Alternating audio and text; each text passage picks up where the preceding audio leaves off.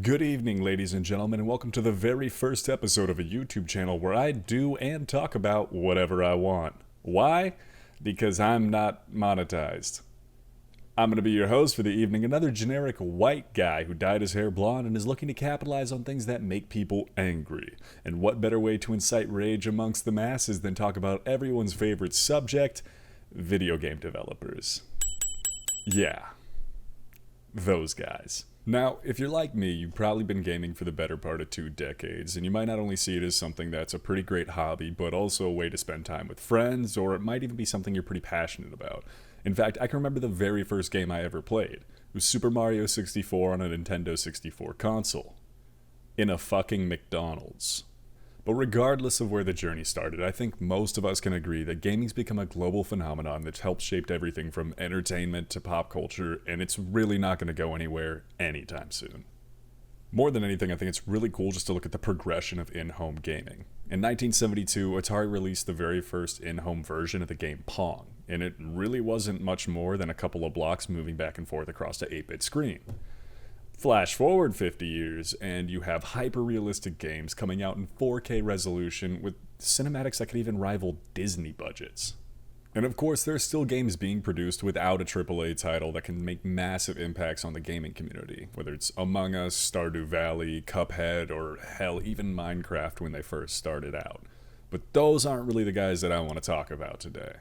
What I really want to talk about are the companies that have hundreds or even thousands of employees working on a singular project with tens or even hundreds of millions of dollars in budget and still find a way to miraculously fuck it all up.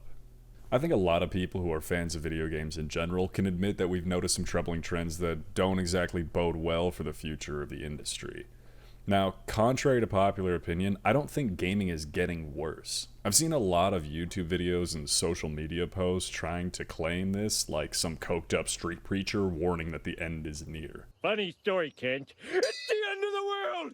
In fact, I think gaming's getting a lot better. When a game is finally polished nowadays, it can be an entire immersive experience with new ideas, plots, and mechanics that couldn't have been made 20 or even 10 years ago.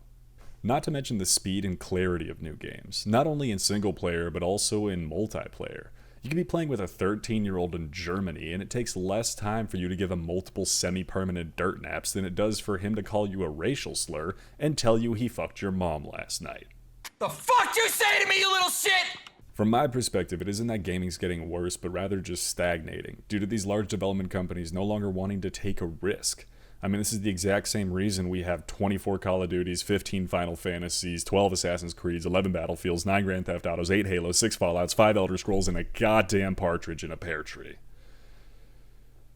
Oh yeah, did I mention the over 200 Mario titles? And just so everyone is aware, those numbers might be slightly off because I was really just trying to count the games that were either canon or followed the main characters or main story, more so than all of the spin-offs or online-only modes, with Mario being the exception because holy fuck Nintendo. Either way, it shows a scary trend, and this is the exact same problem Hollywood's been having exacerbated issues with for years now. I mean, do we really need another version of Hell's Master Chopped Iron Cupcake British Bake Off show hosted by Guy Fieri? Okay, wait a minute. No hate on Guy Fieri. That man is a national treasure, and any slander on his name will result in a one-way ticket to a Flavortown beatdown. But you get what I'm saying. And it's easy enough to look at these massive box office studios and see what the problem is. Universal pumping out their 12th Fast and the Furious movie, or Disney with their millionth superhero movie, when any one of these budgets could have been allocated to a dozen fresh concept films. Before I go any further, I'd like to make the point that I'm not trying to say that I haven't been excited for a lot of these games or movies, and in fact, I've been very excited about a number of them, putting multiple playthroughs or watches into some, and even hundreds of hours into others. The point that I'm trying to make that I hope is coming across is a declining lack of ingenuity within the entertainment market, and specifically the gaming market. There's nothing wrong with a good sequel or franchise, but there is something wrong when companies do less and less to innovate their games and evolve new IP. And this leads to what I like to call the catch-22 of gaming. For games to become bigger and better with massive budgets, beautiful graphics, and innovative mechanics, it requires a lot of money and risk. And with ever-expanding money and risk comes capitalism's favorite investors. Out-of-touch old rich people. These people are the same ones who couldn't give a rat's ass if the final product is good, as long as they're still selling copies. Many of them never cared for video games, or might have even actively fought against them for a multitude of reasons, ranging from they had stake in a competing entertainment venture to they thought that video games would make the youth violent, or gay, or violently gay. And you may be thinking, Yonside, that's a little bit of an unfair assumption, and that would be true if it were unfair or an assumption. It took less than 10 minutes to Google various investors, boards of directors, and share capitals for a lot of these companies, and you quickly see a trend. Let's take CD Projekt Red, for example. You can look at their shareholder structure and see that easily over 50% of their shares are publicly traded. This means that the board of directors has an undeniable interest in making their company look like a favorable buy, not only to increase the profits for their company, but also themselves. And you can't really get mad at that. That's what every good business does to stay in business. But it's important to support my claim. If you look at the distribution of financial accounts on the Federal Reserve website, it basically breaks down which generations own how much of the market. And the generations that grew up on video games being a large part of their lives don't own shit. Everyone under the age of 40 in the US makes up roughly 50% of the population, yet only owns 2.5% of the market. So if you're like me in the eyes of corporate America, you're what industry professionals refer to as a broke bitch. Welcome to the party, we have water and saltines. And if it's not our generation investing, which generation do you think is? This has led to games and development studios becoming much more corporatized, caring just as much about the people who actually play the games as the people who still think a microwave is a Nintendo. So why would they take the risk of something new when they know for a fact they're going to sell 30 million copies of a new Call of Duty every single year? Easy answer, they wouldn't. So rather than take the time to cement fresh concepts into a new game that could stand the test of time for the next 10 years, what do? Overpromise and underdeliver.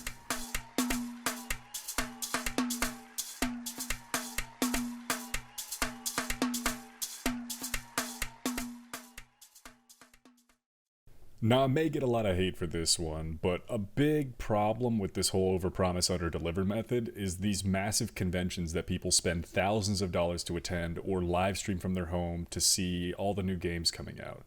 And one of the biggest culprits with the most brand recognition is E3. Now, if you don't know what E3 is, let me give you a little bit of a rundown. It's kind of like if you went to a movie theater and all they showed were previews. But after the previews, the director would come out and tell you how great it was to hype you up for when it does come out. But it's not coming out for the next 2.5 years. Oh yeah, and you spent $2,500 on a ticket to get in. Given some of that excitement, impressed you're still here. Yes, there are cool game demos, hardware shows, cosplays, competitions, and I'm sure plenty of other stuff to do there. But what really drives the streams, clicks, and plays, and ultimately the money, are these massive showcases. Every year they give dev studios like EA, Sony, Microsoft, and Ubisoft their own segment to showcase what new games are going to come to their legion of fully erect fans. The problem is, it's rarely ever the actual game. A lot of the time it's simply a cinematic made by an outside animation firm using the models that the dev studio gave them. But wait a minute, I saw a guy play the game while he was on stage. Well, I'm sure you did, and I'm sure they were actually playing. But just like a good magician, you only saw what they wanted you to see. And congratulations, you just fell victim to David fucking Blaine. Thanks a lot, David Blaine. Great. After all, it's not that hard to scale down an entire game to a short 5-minute segment where you're only going to see a fraction of the finished product. The guy on stage that's playing the game has every slight movement choreographed to a T, so you're only going to see everything from certain angles. But this is only the visual aspect of overpromising. Humans in general are very visual creatures, so once they've tickled your taints with a beautiful visual display, they're going to come out and double down while whispering sweet nothings into your ear and claiming they're going to love you forever. And then they crank one into your butthole. One of the biggest and most recent succubi that displayed this basically to a level unheard of was CD Projekt Red's Cyberpunk 2077. Like millions of people, I was beyond excited to see what the studio had to put out after The Witcher 3, only to feel like I had gotten broken up with by a long-term girlfriend, kicked in the nuts, and then had my kidney stolen. Game-breaking bugs, lack of customization, minimal open-world capabilities, shitty AI, consoles unable to run the damn thing, but man am I excited I get to see some video game penis. All of this led to the glaringly obvious point that massive chunks of the game that were promised were either completely underdeveloped or totally scrapped. And I don't really want to pick on CD Projekt Red too much, as this has happened to countless other massive studios. DICE with Battlefield 2044, Bethesda with Fallout 76, EA with Anthem and Battlefront 2, and plenty of others. One of the biggest blunders that I wouldn't put on this list, though, is Hello Games' No Man's Sky. Yes, while the initial launch was probably one of the most depressing launches in the history of gaming, it wasn't exactly their fault. Not to mention they did what no other massive game studio pretty much ever does. Picked themselves back up and delivered what they promised. I'm not really going to go over the entire story of No Man's Sky, plenty of videos have already done that. And if you really want to check one out, I highly recommend the Internet Historian's video on the rise, fall, and rise again of No Man's Sky. I'll leave the link in the description below. And now I'd like to take a minute to get a word from our sponsors in. You may be asking yourself, how did such a small channel already get sponsors? And the answer is, just like a bad alcoholic, I don't have a sponsor, it's just me. But I really wanted to take a minute just to thank you guys for watching the video. I would really appreciate it if you could like, comment, subscribe, or even just continue watching more of my videos. It somewhat justifies the stupid amount of hours I'm putting into doing these. And I really enjoy it, and I'd love to get some feedback or some community interaction. And that's basically it, so I'm just gonna hop right back into the video. I think people really need to start being wary about video games before they come out. A lot of people forget that before anyone actually has a physical copy in their hand, it's just marketing. The promos, the trailers, the sit-down talks with the devs, all they are empty promises that could change at literally any moment. But they do this because a massive section of their revenue comes from individuals who are unable to waistband that throbbing erection of theirs, and they end up pre-ordering. This leads to companies not caring if they have to put out a product before it's finished, because a couple million people already bought it before seeing what it would be like. So of course, to drive these pre-sales further, they're going to cram as much marketing and promo down your throat as they can to make it seem like you're going to cream your little panties the second you boot up the start screen. Ultimately, this is driven by a massive separation between the marketing and the development team, with the only bridge between them being the corporate and financial side of the business. And if you really need a mental exercise just to kind of internalize this a bit more, ask yourself, what do you think is harder? Putting out a promo saying a game is going to be multiplayer, or actually making a game multiplayer? Corporate constantly adding more specifications to the dev team's list of things to do while simultaneously pushing out marketing to appease investors and consumers is precisely what leads to these problems. One of which is work crunch.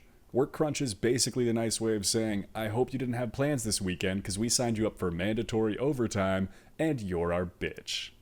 When a game is set to release, very few things look worse than having to constantly push back the release date, with of course one of the only things being worse is having a disastrous final product. So companies are constantly walking this tightrope trying to stay in between the two and not fall in one direction or the other. And of course, to do this, it puts intense stress on their teams with ungodly amounts of hours for weeks or even months on end. I'm sure you've heard of or read some of the horror stories, but if you haven't, I highly recommend you check some of them out. I mean, if you think your job is bad, being a game developer during crunch time is akin to being Satan's personal bidet. 65 to 80 hour work weeks, no paid overtime, hostile working conditions, and deadlines. And I really hope how you can see this isn't exactly conducive to creating a solid final product. This leads to excessive bugs, mistakes, and bad time management because of the deadlines made by corporate, which is ultimately a massive factor in the whole under-deliver aspect. The corporate teams don't develop the game, the development team doesn't market the game, and the marketing team doesn't participate in the financials of the game. So it's basically leading to this weird dynamic where three separate companies are trying to figure out how to do their own thing while push out the same project. Now, I could go on and on about the whole overpromise, underdeliver method for hours, but I honestly don't think I need to. It's pretty fucking obvious, everyone hates it, and it's seen in plenty of industries other than gaming. I'm sure almost everyone watching has been screwed over by this at least once in the past. What I do want to move on to is probably everyone's least favorite topic, cause just like your racist uncle on the holidays, you can't avoid it, he always needs money, and it somehow gets worse every year. That's right, you guessed it, everyone's favorite gremlin of the gaming geosphere, microtransactions. Which we'll talk about next week. Sorry to do this to you guys, but during the editing process of the video, I figured it would have just been too long to put it all out in one, so I decided to split it up into two separate videos. The next part covering microtransactions and some brand acquisitions will come in next week. I hope you enjoyed the video so far. Stick around for part 2, and that's basically it. I've been your host for the evening, and I hope you enjoyed it.